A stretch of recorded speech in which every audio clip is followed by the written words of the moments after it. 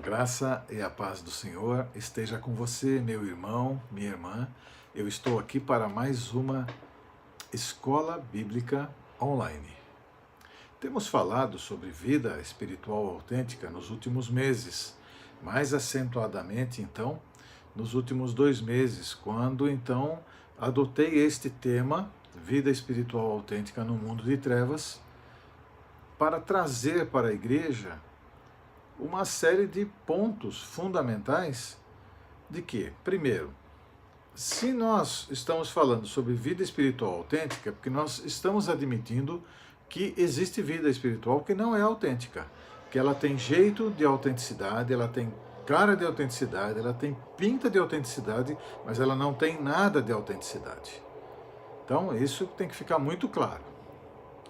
O segundo aspecto é que esta autenticidade ela é percebida principalmente por aqueles que estão mais próximos da gente, aqueles que estão convivendo conosco, mais próximos, né? A família em primeiro lugar, os amigos mais próximos.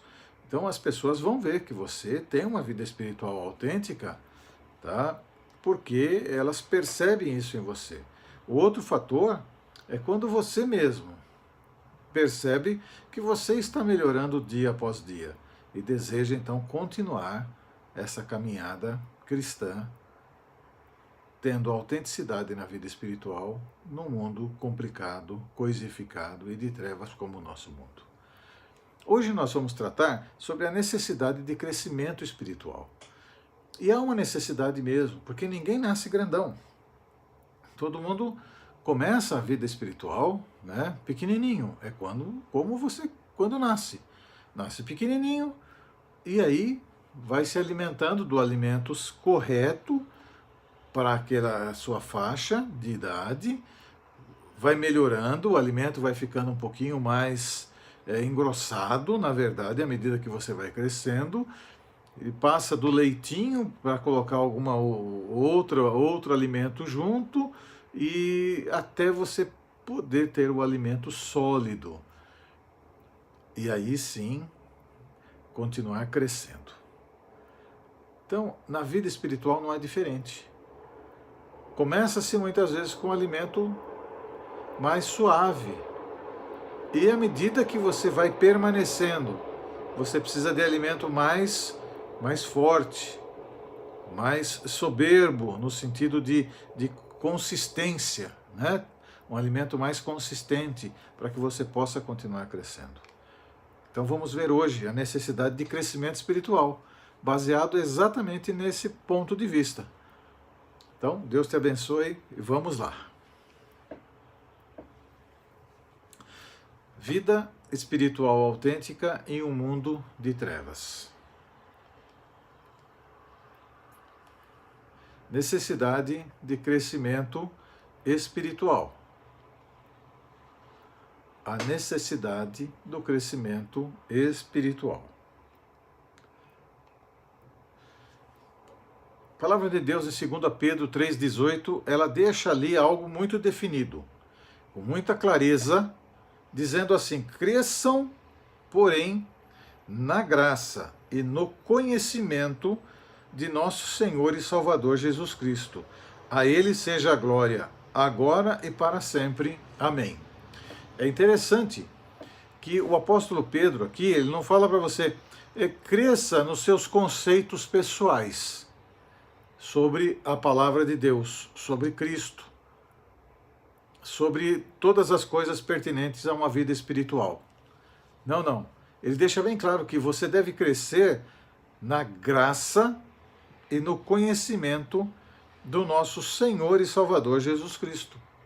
Deixa bem claro isso. Tem muita gente que cresce, ela cresce na visão para uma determinada igreja, na visão para um determinado ministério, na visão para determinadas coisas e na visão para os seus conceitos exclusivos relacionados à palavra de Deus. Isso não tem nada a ver com o evangelho, isso tem a ver com a pessoa. Eu posso até dizer que isso está muito relacionado à vaidade e à conveniência pessoal do que propriamente a uma vida espiritual autêntica. Quando você tem uma vida espiritual autêntica, você não quer saber sobre aquilo que você acha. Você quer, na verdade, entender o que a palavra está dizendo que é a verdade e aplicar ela na sua vida e através da sua vida. Outro texto que diz lá em Hebreus 5, de 11 a 14, que fala assim: temos muito que dizer, coisas difíceis de explicar, porque vocês se tornaram lentos para aprender. De fato, embora a esta altura já devessem ser mestres, vocês precisam de alguém que lhes ensine novamente os princípios elementares da palavra de Deus. Estão precisando de leite e não de alimento sólido. Quem se alimenta de leite ainda é criança e não tem experiência no ensino da justiça, mas o alimento sólido é para os adultos, os quais, pelo exercício constante, tornaram-se aptos para discernir tanto o bem quanto o mal. Veja bem,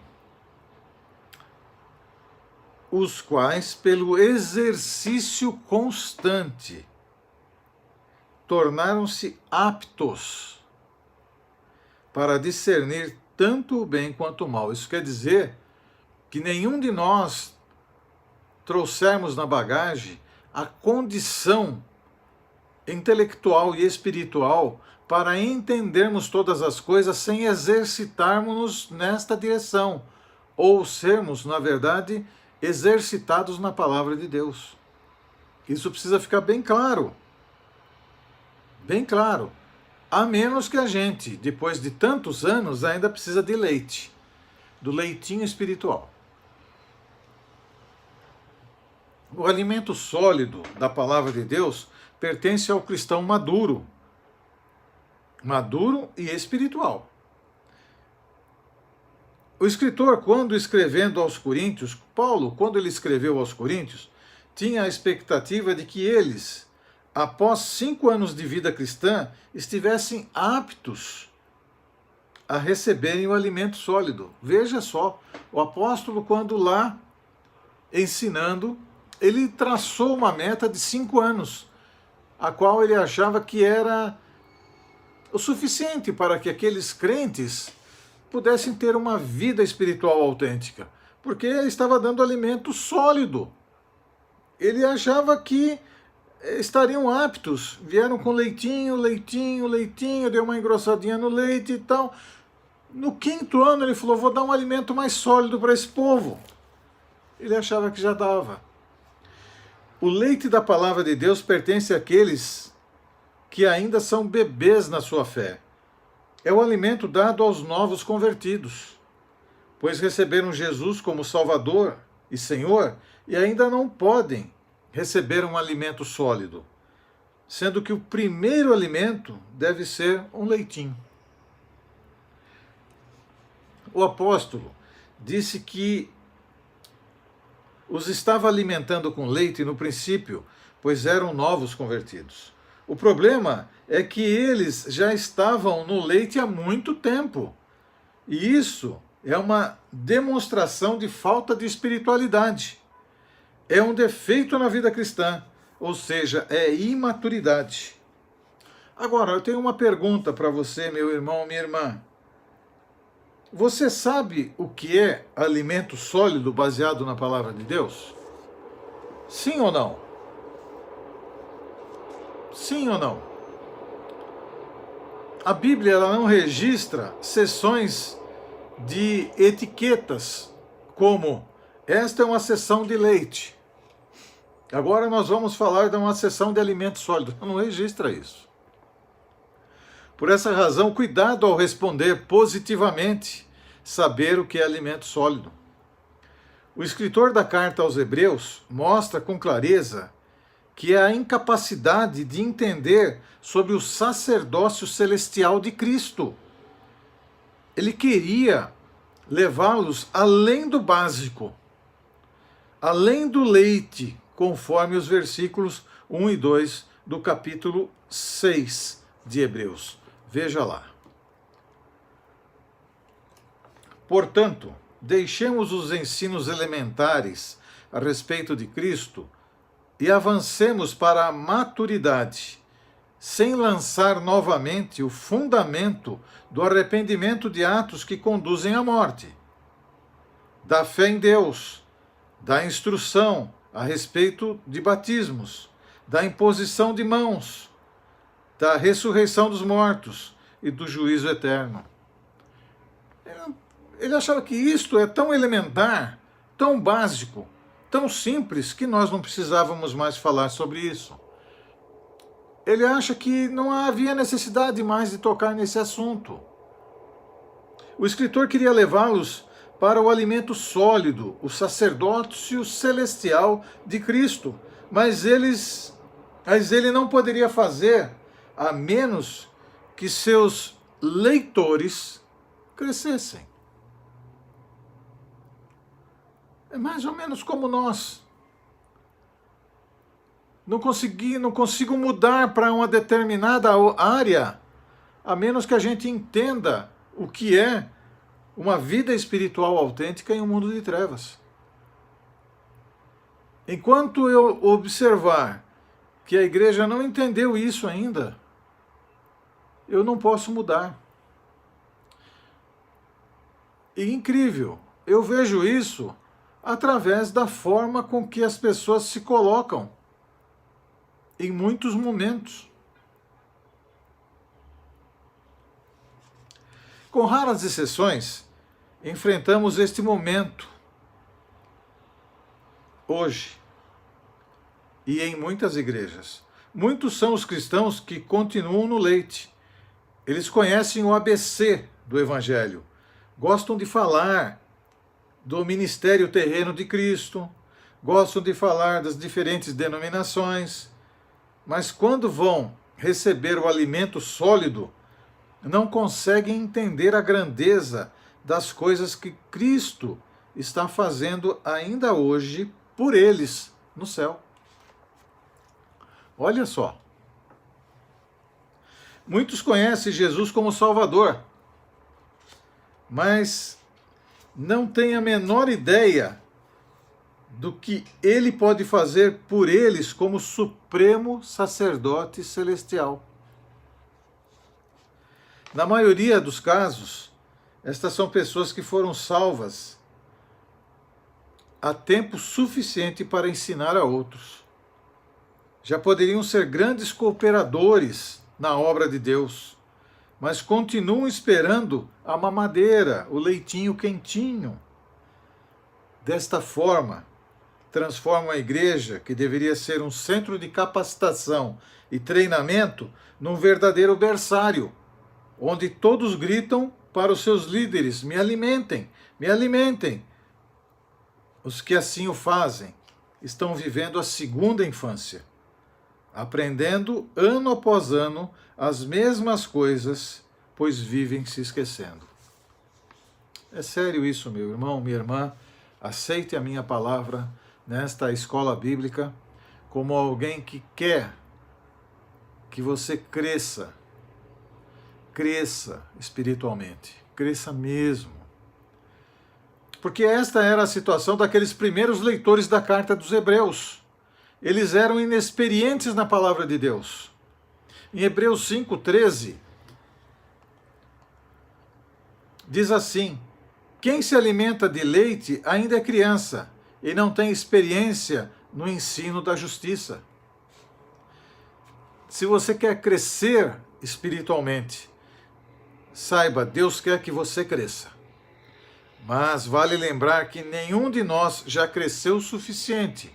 Estamos todos num processo de crescimento.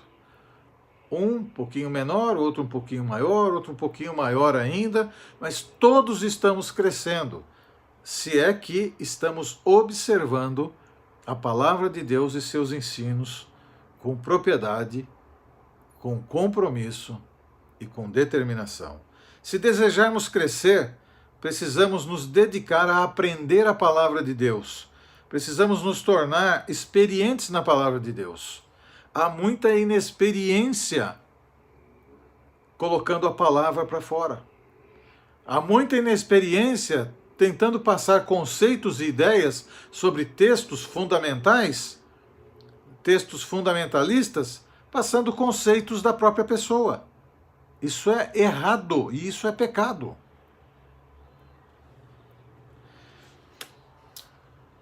Veja o risco de negligenciar a palavra de Deus.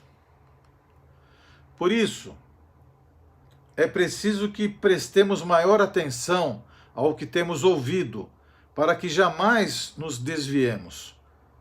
Porque se a mensagem transmitida por anjos provou a sua firmeza, e toda transgressão e desobediência recebeu a devida punição, como esperaremos nós se negligenciarmos tão grande salvação?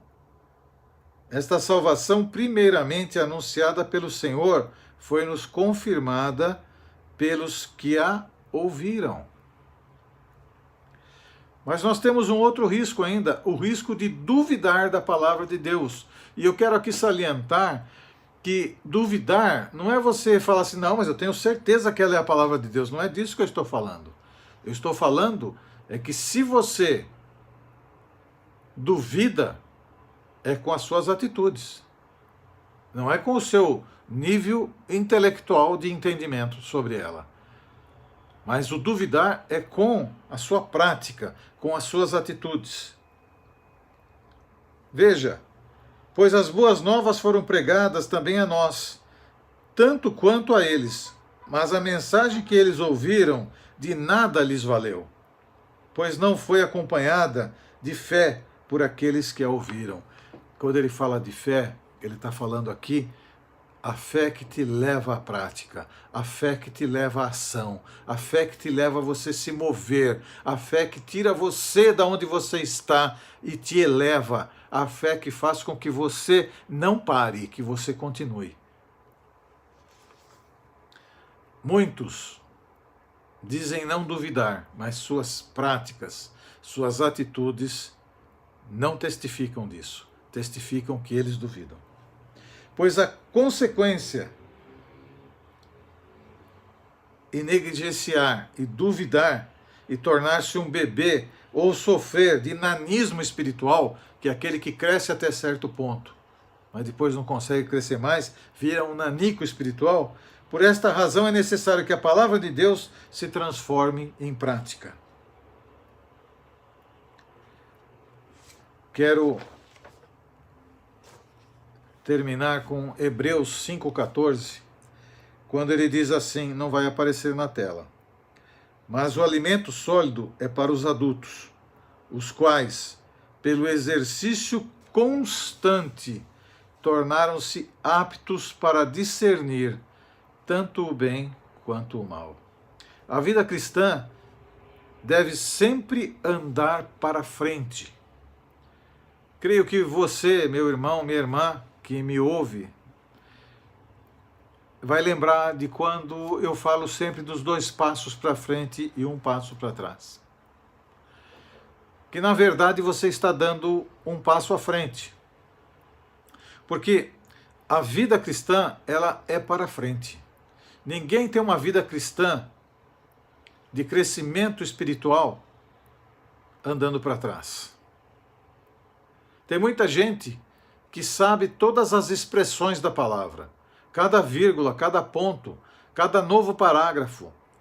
Ela sabe explicar teologicamente vários detalhes. No entanto, ela tem uma vida espiritual quase morta. Quase morta. E isto desagrada demais o Senhor, porque a vida espiritual autêntica, a vida espiritual que cresce, é aquela vida espiritual que caminha para frente. Porque prossigo para o alvo. E prosseguir para o alvo não dá para você ir para trás. É só para frente. Assim, alguém que diga que ser espiritual e não seja apaixonado pela palavra de Deus, pode ser qualquer coisa, menos um cristão maduro. Meu irmão, minha irmã, chegamos ao término demais esta escola bíblica.